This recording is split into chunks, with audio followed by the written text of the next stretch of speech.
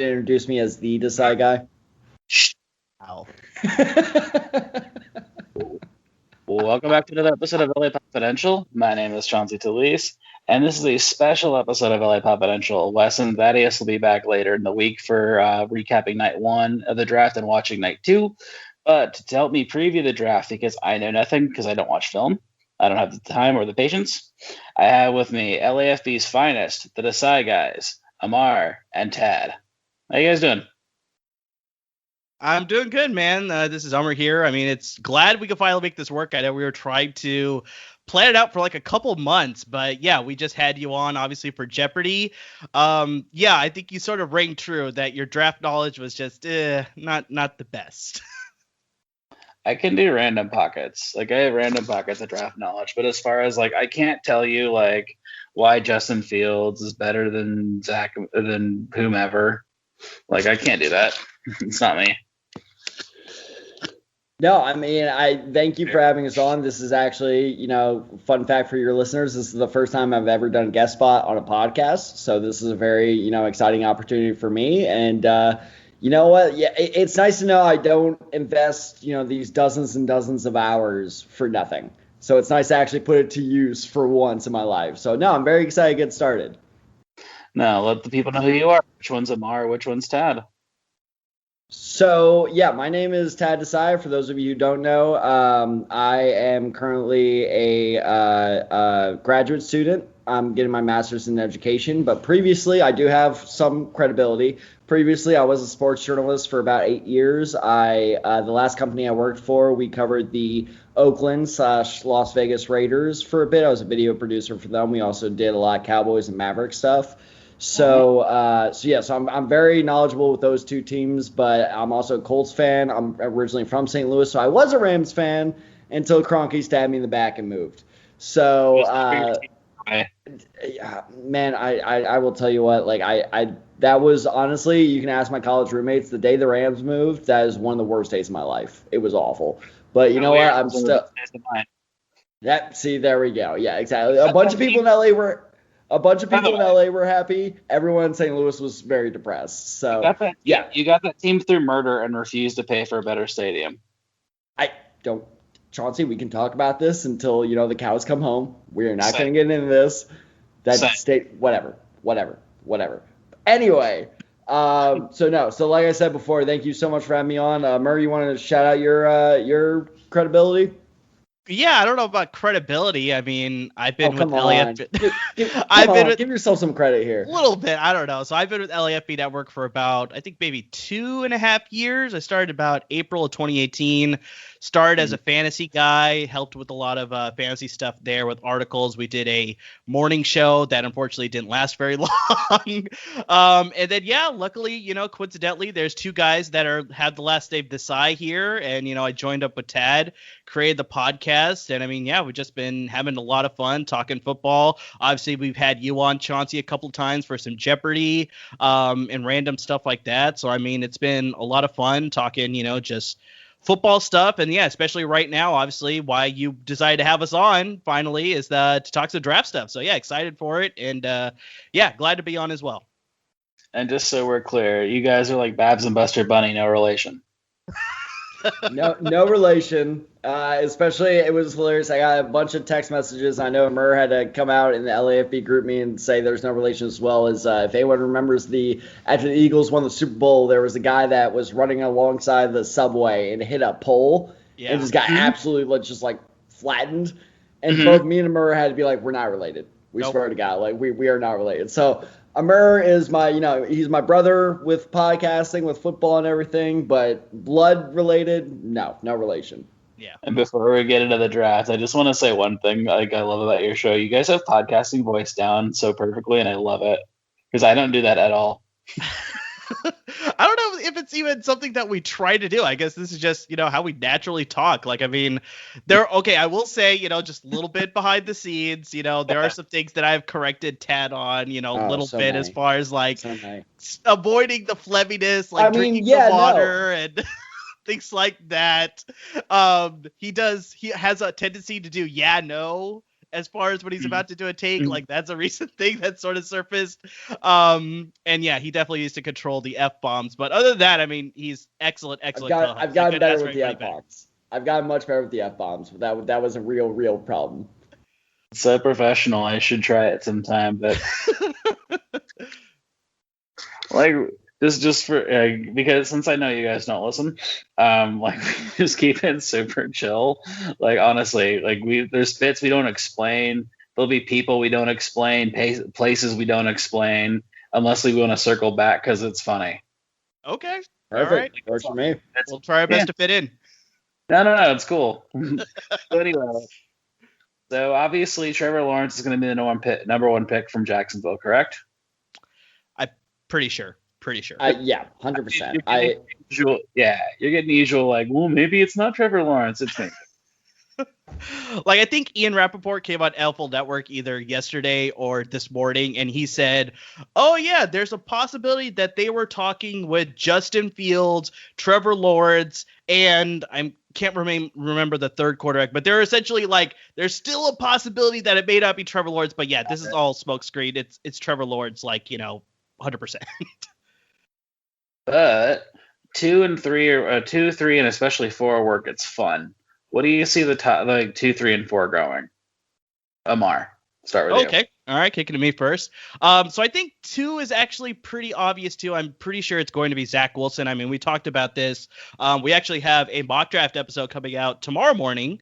We actually talked about this during that episode where it's surprising that Justin Fields is not more of the conversation at number 2. Like, it's so clear cut that it's Zach Wilson, because a lot of people are saying that Justin Fields is just a little bit more pro ready compared to Zach Wilson. He only had just one good last year at BYU that sort of skyrocketed him to being one of the better quarterback prospects in this draft class. So surprisingly though, yeah, it's very clear cut. Like, I mean, I made this analogy in a previous episode. I was like, it's very reminiscent of Willy Wonka, where it's like, it's right there, black and white, clear as crystal, that those are the top 2 picks there of Lawrence and Zach Wilson. But yeah, when it gets to my Niners at 3, I mean, God, I'm so hoping it's not Mac Jones. But Chauncey, I know you as a Rams fan would probably love that. Mm-hmm. Well, Shanahan said there's 5 guys I want. That's true. He did come out and say that. That's true. And Jones seems like a 5 guy. Yeah, so for me, looking at 2, like Amir said, yeah, I think it's going to be Zach Wilson because Amir's right. He only had one really good year at I'm getting my acronyms mixed up. Is he that good? He played at BYU and LSU? He's just that good. He's a Mormon Joe Burrow. So, no, at BYU, you look at his previous years, 12 touchdowns, 3 interceptions his first year there. 11 touchdowns, 9 interceptions the second year. That really is why people were shocked when he came out and had 33 touchdowns and 3 interceptions this past season. So, yes, it's only one good season, but it's an incredibly good season. And it's that kind of growth that I really like to see. So I think if you ask me who has the highest upside besides Trevor Lawrence, because that's the whole thing, is everyone's kind of just saying, like, all right, Trevor Lawrence is the best quarterback, whatever. So besides Trevor Lawrence, who has the highest upside, I absolutely agree with Zach Wilson, which is why I think he's going to go at 2. I've made this comparison a lot on our podcast, and I'm going to stick with it. And I would love to hear your listeners' reactions to this, Chauncey. I see Zach Wilson's upside and his play style very similar. Amir's shaking his head because he hates this whenever I do this. Zach Wilson, when I watch him play, when he's at the top of his game, reminds me a lot of Aaron Rodgers. He is very mobile. He can roll out, hit guys. And you saw this in that pro day pass that, like, broke Twitter the day he did that, where it was like the 50-yard pass where he threw across his body and was spot on. He can throw very well on the run. And he doesn't look to, scramble down 15 yards when he's pressured. He stays behind line of scrimmage and looks for the proper pass. So that's why I really like Zach Wilson. As for 3, I think it's going to be Mac Jones. I'm sorry, Amir. We've talked about this a lot. Look, I don't think there's a reason for this, quote unquote smoke screen. 49ers have no reason to, fool anyone. I think it's going to be Mac Jones. I don't like that trade if it is Mac Jones, but you know what? Maybe I'm wrong. I've been wrong a lot in the past, and we'll see. But yeah, I really do think it's going to be Mac Jones here. Okay, two-part question. So you said he's I'm already blanking on names. That's how bad I am with this. You're good. You're good. The number 2 pick. So basically Zach he's Wilson. Zach Wilson. There we go. I want to call him Zach Miller. I'm old. Ooh, Zach Miller, tight end. I love it. Zach Wilson. So he's kind of like a Josh Allen-esque figure, or Carson Wentz, small school, one very good year. A little bit like that. So he's a little smaller than Josh Allen. I think Josh Allen's size helps him a lot. Sure. And, Zach Wilson's standing at 6'3", 210 pounds. So he's a little bit skinnier. That's why I like this Aaron Rodgers comparison, because he's a little bit of a skinnier guy. But if you're looking in terms of similar play style, because I could see some people saying Josh Allen and Aaron Rodgers, that reminds them of each other. So, yeah, sure. I would expect if Zach Wilson pans out, I would expect a Josh Allen-esque production, just with a little less running. Just because Josh Allen's so big that he can truck a dude to the goal line, I don't see Zach Wilson doing that. Okay. And why wouldn't the Niners want Mac? And why has Fields kind of fallen off? So I think it's not that they don't want Mac. If we've said this before, it's if they take Mac Jones, it's not like it's the worst pick ever recorded in draft history. It's the compensation that you went up to number 3 to take him. I made this comparison before. I saw it on my Twitter timeline. Another Niners fan posted this, that the Niners are not going to go from Jimmy G to Jimmy H. He's a little bit better than Jimmy Garoppolo, but he's not so much better where you warrant going up all the way to 3 to get this guy.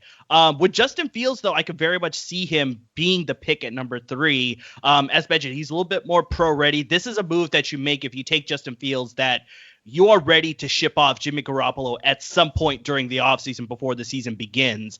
So, definitely if you take Justin Fields, it's not a wrong move. I think you just need to see that more higher upside with a guy like Justin Fields and also Trey Lance, that there's more room for improvement, not just as a passer, but you could also use him as an extension of the running game. Obviously, Kyle Shanahan loves to run with the zone blocking scheme, made the most out of Raheem Mostert, Jeff Wilson Jr., all these undrafted guys. Why not throw a quarterback into that running game and just make this offense that much more explosive? Whereas with Mac Wilson, you just don't get that. So that's, I think, sort of the big hindrance as to why Niner fans are just like, Mac Jones, please no Mac Jones. So what would Mac Jones's comp be? If you were to compare him to another quarterback? Oh, man, that's a good question. I know you already said Jimmy G, but Well, the only reason I say Jimmy G is because, like I said, that's the current quarterback that they have on the roster, and his play style is very reminiscent of that. He's got some athletic ability, but it's not so much like a Trey Lance and a Justin Fields. I think he very much fits the same mold of the quarterbacks that Kyle Shanahan coached previously. They keep comparing it where it's Kirk Cousins and Matt Schaub and Matt Ryan, where it's you got these pocket quarterbacks with a little bit of mobility to get out of the pocket and make these off-balance throws. If they need to, but that's not their game plan. They like to stay in the pocket and sort of make those throws from there, dissect the defense a little bit like that. So that's where Mac Jones has his ability there. But yeah, the big thing also that scares me is that Mac Jones was this is sort of the trend with Alabama quarterbacks. They were just littered with offensive weapons. And it's just, if he's not going to I know in San Francisco, he's going to have those weapons, but if he were to go anywhere else, it's just, can he be as productive? So that's the big thing. But, Tad, I'll pass it to you here. Just what do you think about Mac Jones's player comp there? For me, it's and I cannot emphasize this enough. Imagine a lesser arm strength, because I know the quarterback I'm about to name, arm strength has been his big thing. That's been his only thing, really. Here we go. No. Okay, I'm not gonna say Joe Montana or anything. Honestly, he reminds me a lot of Matt Stafford. And again, he's a weaker armed Matt Stafford. He's a very smart quarterback. He can make the most out of what is given to him. And, Stafford also had a lot more mobility than people gave him credit for. He was very, kind of like what I talked about with Zach Wilson, not making that comp by any means. But he was very smart behind the pocket. He never looked to go, okay, how can I get the first down past the line of scrimmage on my own? Rather than, okay, let me buy some time, roll out, let me find the best throw to make. So I think Mac Jones is a smart quarterback. I think that's why people love him, and I think that's why Shanahan loves him. So I really think just imagine I won't say noodle-armed, but imagine a weaker-armed Matt Stafford. That's the pro comp I would make for Mac Jones. So in Macca's pick, there's going to be a whole bunch of like crushed flat brim hats and crushed cans of like hard seltzer. I mean, yeah, basically. He went to Alabama. What else do you expect? Exactly. There's a lot of Niner Bros in my timeline, and like it just seems like the attire. It's like it's like hard seltzer, flat brim hats, saying everything Shanahan does is disrespectful. So they're gonna be pissed, those guys. Yeah, definitely, because that's sort of one of the like things that I hate about being a Niner fan is just everything that you described, and the unfortunate catchphrase that sort of just caught on thanks to the E40 song of "Bang Bang Niner Gang." Just, oh dear Lord, I wish that would go away. I wish it would. They love that video of I know they do. Like some pro day, like coaching barefoot. I'm like, okay, guys, like, please find a hobby. Exactly. See, some of you have said you have wives. Please spend time with them. So does Atlanta take Pitts at number 4 like they should, or do they make a trade and cause anarchy? So look, here's the thing: is I don't think Atlanta stays put number 4. I don't think they are, because all these rumors are out there that they are willing to move, and if they were really in love with any of these quarterbacks, I don't think those rumors would be out there. So I think, and there's no reason for them to have to move on from Matt Ryan. Matt Ryan is a perfectly serviceable, at worst. Let me step in real quick. Just because I know our LAFB group chat, now Slack, was drinking a lot of paint, assuming that they were going to take a quarterback. It's like, dude, do you know how restructures work? They can't. Your cap is already bad. Yeah. They would torpedo it. Like you can't just eat that unless you're super going to go for a rebuild, and they're not. Sorry, do not apologize, because you are 100% correct there. Is if you just look at the way the contract works, unless you're willing to trade Matt Ryan, which they would have done so already if they were, then I don't think they're totally sold on a quarterback yet. And if they were totally sold, then they wouldn't be openly shopping these, the pick. Because here's the thing, is whenever you hear or see a rumor posted by Rappaport or Schefter or something, always think, who does this benefit the most? And when you see Schefter tweet out, the Falcons are willing to move out number 4, that benefits the Falcons, because then they get a lot more buyers panicking and moving in there. So it could be Kyle Pitts, but they already have Hayden Hurst, who they just traded for, who, sure, is he on the level of, I get it. And look, I'm a Hayden Hurst fantasy owner. I'm not happy with him either, but you can't give up on him yet. But Pitts, can you? I mean, I guess, but all right. So I will say this: if they stay put at number 4, it should be Kyle Pitts. I like the Sewell fit. That's fine. Whatever. You're good enough at tackle. It should be Kyle Pitts. I agree with you there. However, I think that you look at what the Broncos have been doing. The Broncos have looked at Justin Fields' pro day. They've looked at Trey Lance's pro day. I think the Broncos are going to trade up to number 4 to take their quarterback with the Atlanta Falcons. That's my guess for number 4. Poor Drew Lock.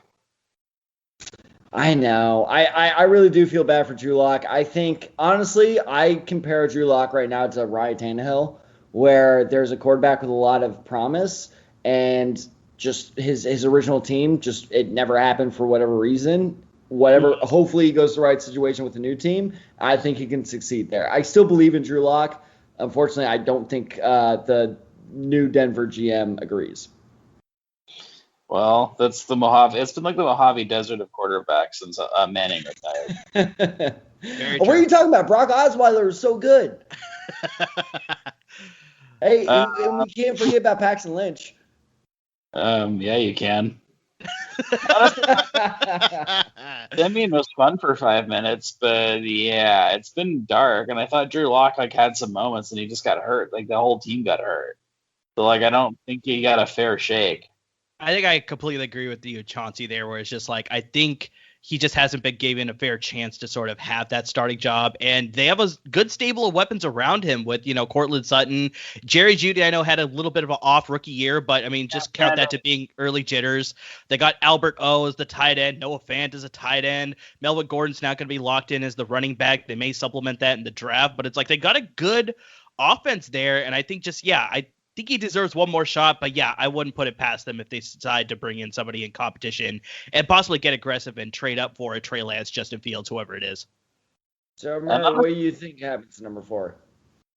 So for me, I actually think they stay at 4, the Falcons do, and they take a quarterback. I think they help with the transition process, kind of reminiscent of when they transitioned for Vic to Matt Ryan. I know that was completely different circumstances, but I think they help with that transition here, and they sort of start growing up the next quarterback, the franchise quarterback. And I mean, there's already rumors circulating that they're looking to trade off Julio Jones. So maybe they are interested in trading some of these pricey veterans in the offseason or possibly down the road after the season is done and sort of go forward with the new regime, obviously both on the sidelines as well as on the field. So I think they stay there, and I think they take a quarterback, whether that's Fields or possibly Trey Lance.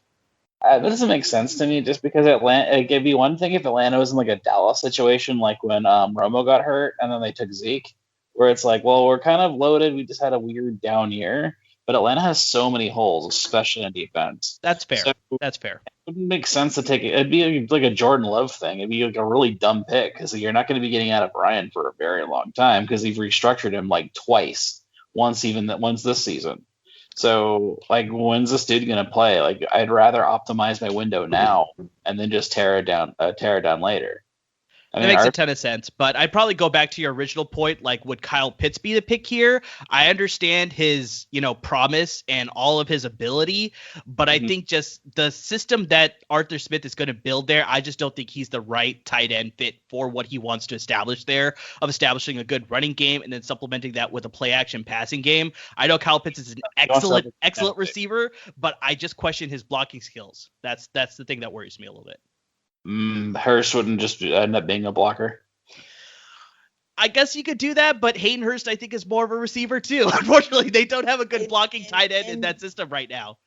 And to back up Amur here, again, like, look at where Arthur Smith is coming from in Tennessee. I really like Jonnu Smith, and this is coming from a Colts fan.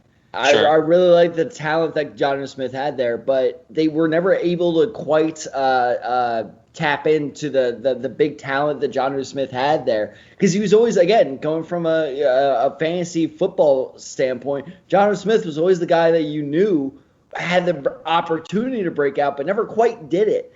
And it's because, like Amur said, I think Arthur Smith just he's very I think he's a great coordinator. I think he will end up being a good coach, but the way he utilizes tight ends is very old school. It's very like, okay, you'll catch 3 or 4 passes a game. Hopefully one of them is a touchdown at the goal line. Otherwise, you're just there as an extra offensive tackle. And look, like Amur said, Kyle Pitts, I love him. I've talked about him a ton on our podcast. I think this guy is a generational talent. I see him as next Gronkowski, and I will stand by that statement. Oh, so does he just? I will.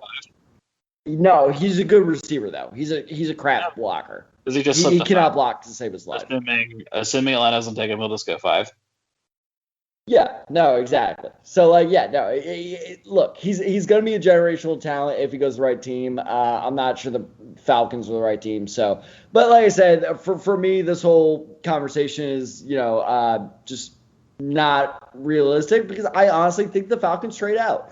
I think it will either be the Broncos, the Patriots, how about that? Or, you know what? I know the Panthers, how about this for a hot take? I know the Panthers just traded for Darnold. What if the Panthers trade up and they take Kyle Pitts? Because Matt Rule, Matt Rule was a former Baylor coach. I'm a TCU alum, and Matt Rule loves his tight ends. So I could also see the Panthers trading up to 4, not for a quarterback since they got Darnold, but for Kyle Pitts. So just keep in mind that if someone trades up to number 4, it might not be for QB. It might be for Pitts. Carolina does that just because I get to see Atlanta be like, no, fuck off. Like, you're not getting our first pick. I don't think they make a trade with the division. Doing a trade with a divisional opponent's tough. Never happen. Well, who's got the 5th pick? Cincinnati. There we go. They're going tackle, so I'm just gonna yada that. 100%, There's no way they don't go tackle. No. I mean, they're Cincinnati, so maybe they don't, but they should. They should. We all agree they should. They may entertain the thought of pairing up Burrow with his former teammate and Jamar Chase, but I think they're smarter to realize that with the injury that Joe Burrow suffered last year, they want to make sure that never happens again the rest of his career, so they'll take Sewell out of If they don't take a tackle, Zach Taylor definitely gets fired next year. Exactly. It won't be his fault, it'll be his fault, and they don't want Joe Burrow to die. Exactly. So Miami, they're sitting at 6. They've already done some crazy shit. Even today, they traded Eric Flowers for Washington. Was it Washington's first round pick? Washington. No, it wasn't first. I read that was a late round swap. Oh, I just thought late round. I'm like, because I know Washington's kind of technically picking late because they made the playoffs, but they actually pick right after the Dolphins at 19. The Dolphins pick at 18, so they pick at 19. But yeah, I agree with Ted. I think it was a later round pick, so I don't think it was in the first round. Still. It was basically it was a cap clearing move. Eric Flower was due a lot of money, and you know what? I'll go a little bit of tangent here. This is why you have to be very careful of these teams that go on hard free agency runs. It's because Eric Flowers is part of that. Amir, help me out here. Who's the other player they just jettisoned? The Dolphins did. They paid a lot. Kyle Van Noy. They cut him. They paid a lot of money to in that 1 year, and now 2 of those 4 players they paid a lot of money for are now gone. So NFL teams, be careful. But sorry, Chauncey, keep going. No. As a Rams fan, trust me. We're still extricating ourselves from the extension spree of 2018. I feel you. Hey, you know what? It worked out. So the Dolphins are at 6. They traded and then traded back again to get there. What do they do? Do they trade out again, or what do they want? So I think they'll stay at number 6 because obviously they traded with San Francisco from 3 to 12, but then they also made a separate trade with Philadelphia to jump back into the top 10 to get to number 6. So I think they eye one of the pass catchers, whether that's possibly Kyle Pitts, since he's possibly still going to be there, or one of the top 3 receivers, whether that's Jamar Chase, Devontae Smith, or Jalen Waddle. But I think they want to support Tua with an additional weapon in the passing offense. And yeah, it'll be one of those 4 pass catchers depending on who's there. But they will stay at 6. Okay. And then who's got 7? That would be the Detroit Lions. Detroit Lions. They're going receiver, huh? 100%.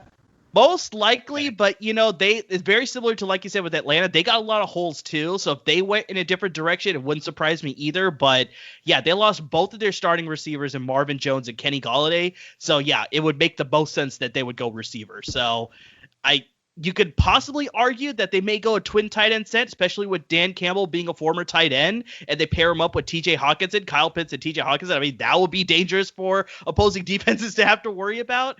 But yeah, I think you need a weapon on the outside to help Jared Goff. I would say it would, but then again, it's still Goff, so yeah, no, that's true.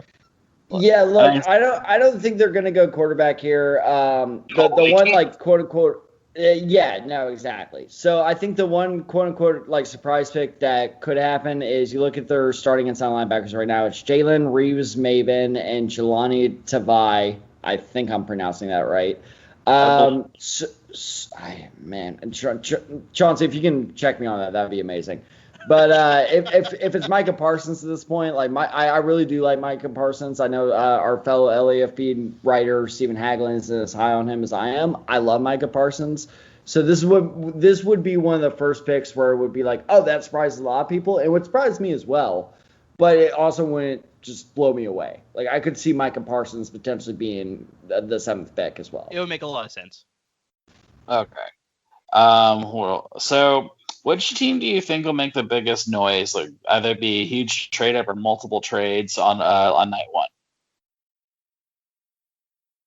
1? For me, I got 2 teams here. So first I got the Arizona Cardinals. I think they have a pretty complete roster. With the signing of J.J. Watt, they obviously made the trade for Rodney Hudson to upgrade the offensive line. They obviously signed A.J. Green. They already have DeAndre Hopkins. Kyler Murray's entrenched as a starter. They moved off from David Johnson. Chase Edmonds and James Conner are going to run it. Their secondary is okay, but I think they can make one upgrade, and that's the opposing corner spot.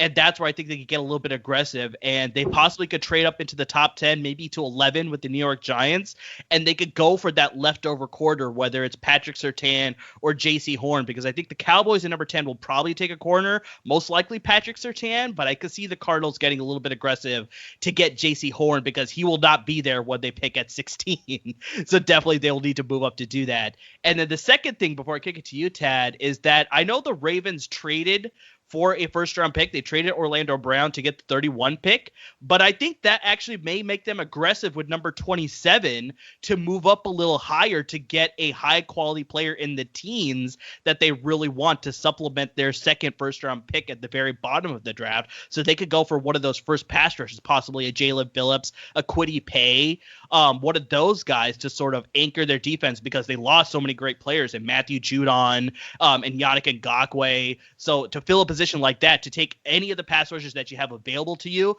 the Ravens may use their original pick at 27 to move up then. They need a receiver though. Like I don't understand why they keep ignoring that. Because and I think Chauncey, just to go with your point there, where they do need a receiver, they'll probably use that pick at 31 to take a receiver. So I'm seeing a lot of their interest in Terrace Marshall Jr. out of LSU. That could be a pick there. If Rashad Bateman out of Minnesota is surprisingly on the board there, I think he's absolutely the pick at 31. But yeah, Tad, just what are your thoughts there as far as like what do you think the Ravens would do at receiver possibly for the league's worst passing offense? Look, so I've said this plenty of times on our podcast. I'm a height supremacist. Height is right. I got height. I've gotten some questionable tweets being like, "You are what?" No, it's height. How tall you are. And look, they're the Ravens' top receiver right now is a 5'10" Marquise Hollywood Brown. I really like Hollywood Brown. I think he is a great weapon to have. He cannot be your top weapon. So, again, with another little spoiler alert, me and Amir talked about this on our mock draft episode. I had the Ravens going linebacker with one of their first-round picks, and I had to change it because by all reports, they realize they need to add size there. So I think they will trade up for Rashad Bateman or Terrace Marshall if they are scared. But going back to the original question of who may surprise you, here's a team that I think may be a little bit more aggressive because this team is always a little weird on draft day, and everyone seems to forget this. Don't be surprised that the Raiders are a little more aggressive on draft day. Oh, no. They're my sleeping giant for doing some crazy shit because they've been very quiet. Yeah, exactly. Well, they've been doing crazy shit since John Gruden took over, which is awesome because that's what we were all hoping when John Gruden took over. I know. They changed their whole offensive line, which I find hilarious. Exactly. Well, so that's why I think they'll go crazy. Is because it's going to be one of those things where they go crazy, but it's one of those weird things where it's like you went crazy, but you didn't like make the moves that like everyone's going to freak out about. So I think they could trade back in the first round and take 2 tackles or 2 guards or whatever. They'll trade back in the first round and take 2 offensive linemen just because they absolutely nuclear bombed that offensive line. So I think that the Raiders could potentially be one of those teams that really surprise people. And honestly, it wouldn't surprise me at all. I'm going to stick my flag in this really hot take. If the Raiders do like a draft day type shit and it had 3 first-round picks by the end of the night. Wow. I'm sticking my flag in that. Oh, I believe it. Let me circle back to 3 things real quick. 1, I've been hearing that the Cardinals are actually looking at receiver because Larry Fitzgerald might low-key retire. That's possible. Honestly, it wouldn't surprise me either because Christian Kirk, he's a bust at this point. How dare you? We don't know about his health either, so yeah, you definitely need to think about the future. So if they stayed at 16, I could very possibly see a receiver going there. And I don't think the roster is actually that complete because their offensive line low-key sucks. And again, as someone who gets to play them twice a year, like I'm not afraid of them at all. Like you can throw on them with Goff. I can't imagine what like Stafford will do. Like their pass rushing is it needs work. Their offensive line isn't great, and even though they signed James Conner, like I don't think the running game is very good. Like, yeah, I was actually very surprised by that James Conner signing. Like, I just didn't think it was a fit for that style of offense that Cliff Kingsbury likes to run. So yeah, that was a very peculiar signing. And they're a smoke and mirrors team to me, like because I had Kyler and DeAndre Hopkins in fantasy last year, so that was fun. Mm-hmm, mm-hmm. Look at them, and you look at them, and I'm like, oh well, this team isn't like, because like the Week 17 thing is emblematic of everything. They got smoked by John Wolford. Look, don't get me wrong, I love the Wolf of Wall Street, but like that Arizona team should have been better, and they petered out because they just don't have it. And even with JJ Watt, I'm like, I'm not that scared. Like, call me when you like make some real moves. I agree. As a Niners fan, the Cardinals still don't scare me that much, but on paper, you can see that their roster is somewhat complete. I agree with you that I think they still have some holes to plug, and I think that's what they can use the draft to do. So they could become a more competitive team in the regular season. But yeah, I agree with you. As a Niners fan, just when I play the Cardinals, it's just like there's always potential that they're going to blow themselves up, and we're going to get a win. And because it's LA Confidential, I am required by law to ask about the Cowboys. Otherwise, Wes will be mad at me. They're definitely going corner, right? 100%. 100%. Because we've been talking about that for weeks. I'm like, it's got to be corner. Because there was like a hot minute they could trade up for Pitts. I'm like, no. Here's the thing. They may trade down, but that's not Jerry Jones's MO, is to trade down. He loves to trade up, in fact. So I think even if Surtain gone, because again, check out the Decide Guys podcast if you want to learn how this happens. But in my mock, yeah, there we go. Exactly. I got to do the shameless plug. In my mock draft, Surtain is actually gone. And I do believe Surtain is the top cornerback in this year's draft. Surtain is gone by the time the Cowboys are on the board. But I think no matter what, they will take either J.C. Horn or Caleb Farley at the 10th spot if Surtain is gone. So 100% that the Cowboys will go corner because, look, the secondary was terrible. They were among the worst secondary in the NFL last year, and they lost Chidobe Awuzie to the Bengals in free agency. There's no way they can get away without addressing that secondary in the first round. That is correct. And furthermore, I would stay away from Caleb Farley because the medicals came out at him, and it is dark. There we go. Did you not see that? No, I did not see that yet, actually. All right, you gave me... Look at that. Chauncey's giving me some homework here. So I got to do a little bit of homework here.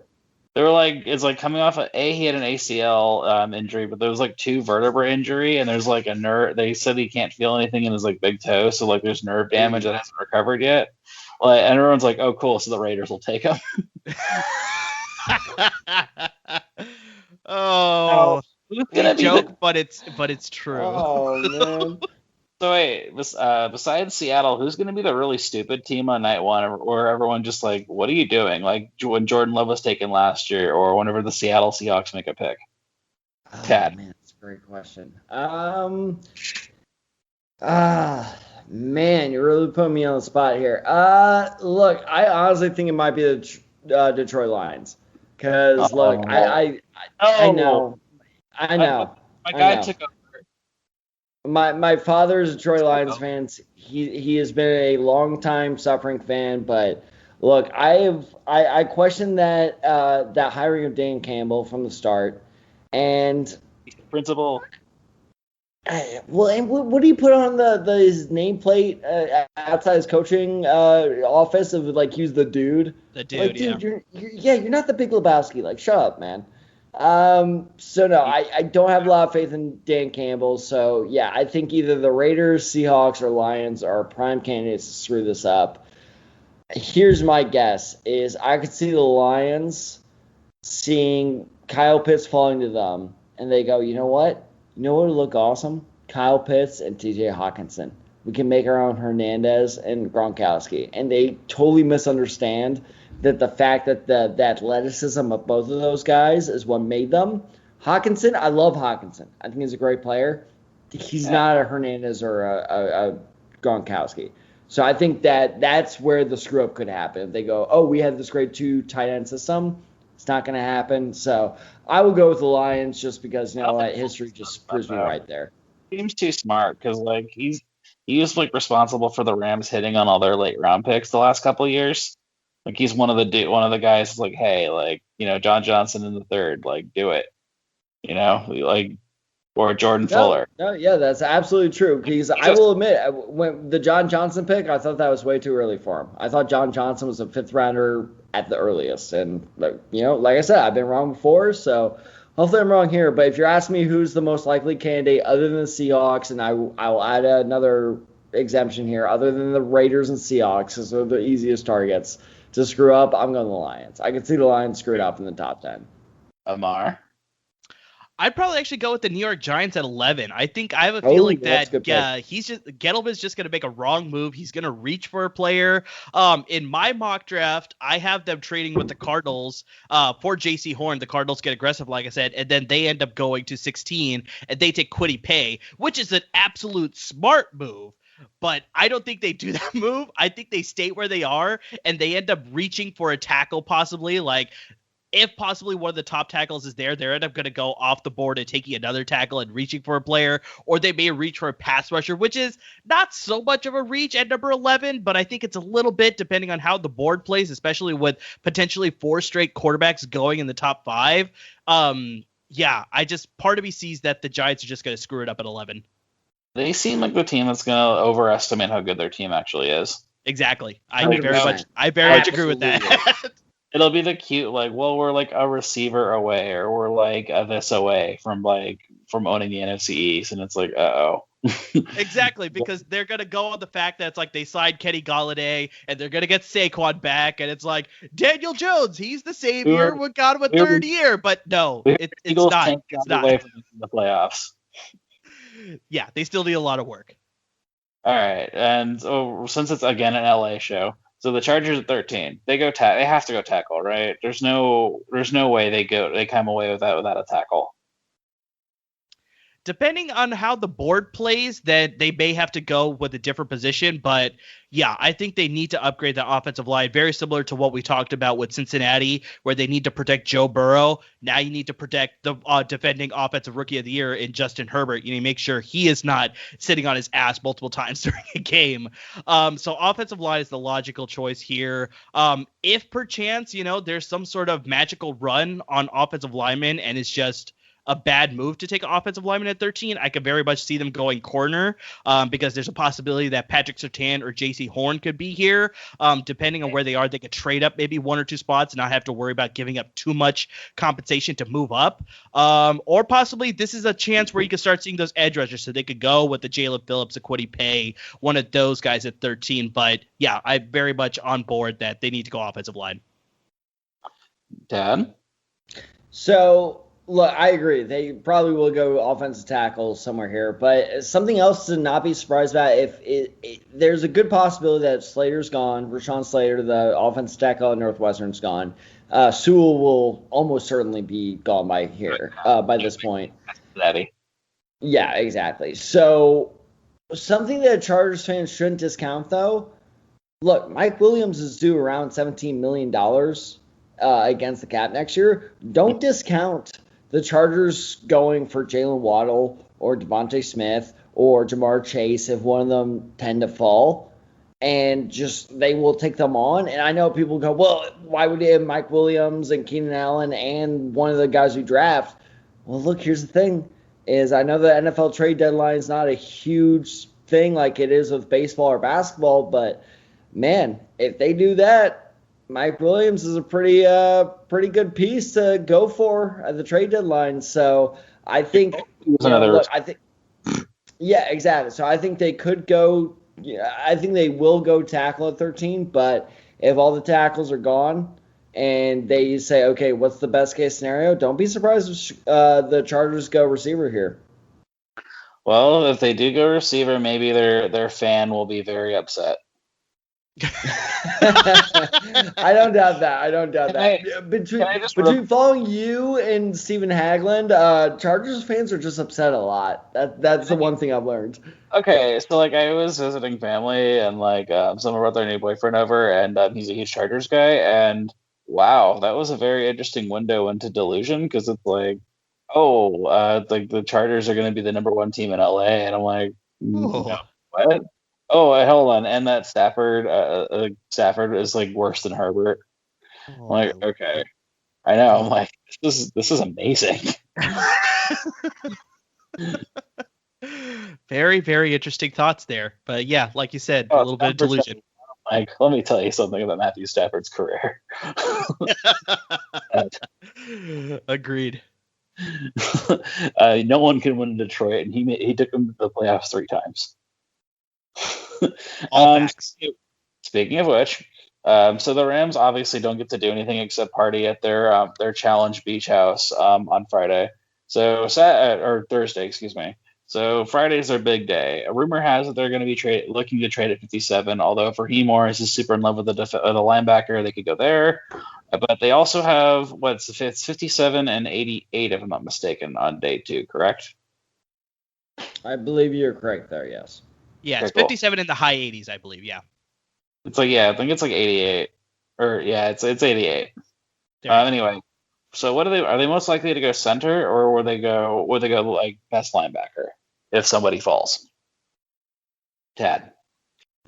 So here's the thing: is I'm a little biased here because I wrote a draft profile on this guy. I think what the Rams should absolutely do in the second round is draft a safety by the name of Andre Cisco. He's a safety out of Syracuse, and he had this weird freak accident week 3 earlier this season where he collided with a teammate in pre-game drills, and he actually tore his ACL. I think if that didn't happen, he would be discussed as a potential Trevon Merrick type player. And that, for those of you who don't know, that's the safety at TCU who could go late first, will go no later than early second. I think Andre Cisco belongs there, but he could fall further because of this ACL injury. And you look at... Because they already have... They got Rappin Fuller, and then you have Terrell Burgess either being a slot corner or just a utility DB. Look, I disagree with you. I don't like Fuller. I think if you put Cisco in, and assuming he bounces back effectively from his injury, he will be a much better starter than Fuller. Because with the loss of John Johnson, you have to make sure that safety position is equipped, especially with a division full of guys like Brandon Ayuk, with DK Metcalf, with DeAndre Hopkins. You have to make sure that you are deep in the secondary. So maybe I'm wrong. Maybe that Jordan Fuller is good. But even then, it can never hurt to... Well, again, I disagree with you there. But maybe if you have more depth at secondary, that will help you more. So that's why I'm going there. And help me out here. I'm playing... You guys have Ayuk... Deebo Samuel, George Samuel, Kittle. thank you. I mean, we could keep going, but yeah, we don't have to. And God knows the Seattle Seahawks, their tight end, depth chart goes 6 tight ends deep for the past 2 years now. So they're going to be good. So you have to bulk up on safety. So look, we disagree on how good Fuller is, but at the same time, look, man, I honestly believe that Cisco is a first-round safety. And if he didn't tear his ACL, he would be that. So if the Rams get him in the second round, worth it. I think their problem, though, is they need a linebacker and a center more than they need a safety. They can afford to take another flyer on, another Terrell Burgess type or another Jordan Fuller type later. Because, their number one priority is beefing up that center spot because they lost Austin Blythe to the Chiefs, and they need to protect Stafford at all costs. I think overall, just their offensive line could use some improvement because obviously Andrew Whitworth is, getting up there. He's not going to play forever. Like you said, they definitely need to upgrade in the interior offensive line position. So I know there's a lot of talk about the very small school guy, but I mean, everybody just keeps raving about it. Quinn Miners out of Wisconsin Whitewater. He's a possibility there, 57. There's the tackle out of Clemson. Jackson Carman could be a possibility here. If Creed Humphrey is still on the board at 57, excellent pick out of Oklahoma. I mean, he would be just such a solidifying piece to your offensive line at the center position, or possibly if you want to shift him to guard, he could play guard as well. But he would be an absolute steal at 57 if he's there. But yeah, I agree with you as well that if they need to upgrade the linebacker position, that would be good as well. You got guys like Baron Browning, Jabril Cox, Chaz Surratt.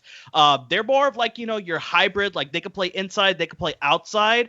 With the right refinement and the right development, they could probably use on all assets or all all different types of schemes and all different alignments at the linebacking position, whether you want to get after the quarterback, whether you want to drop back in coverage, or whether you just need to defend the run. These three guys can sort of develop into those types of players. So I agree that probably safety is not the need at round 2. I think you need to go offensive line or possibly at the linebacker position. All right, I need to hold on. I need to defend myself real quick. Okay. All right, look. John Johnson was a very big reason that defense worked out as well last season as they did. And John Johnson is a bigger loss than most Rams fans see. Oh, no, I promise you guys, if you do not. Well, okay, so you think Jordan. Whatever. Anyway, my point is, I agree with you that Jordan Fuller is a suitable replacement, but if you get Andre Cisco in there, and again, assuming he is healthy to start the season, which I know a torn ACL scares a lot of fans. Look, a torn ACL with the current state of sports medicine, that's not as bad as it was historically. So you were getting a first-round safety in the second round right there. Could they get him at 88, possibly, if enough teams are scared? 88 might be a little bit too low, though. But if he is there, 88, like, absolutely turn in the card as fast as you can. But I think I projected more going at the late of the second, early third. So, yeah, I think 57 is a little bit too high for me. If they did take him at 57, I could sort of understand it. But, yeah, I think they have other pressing needs. You guys laugh all the way to the bank while the Colts draft this guy.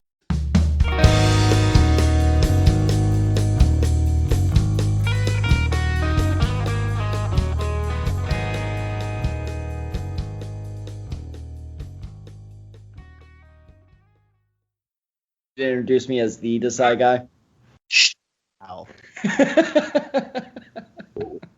Welcome back to another episode of LA Confidential. My name is Chauncey Talese.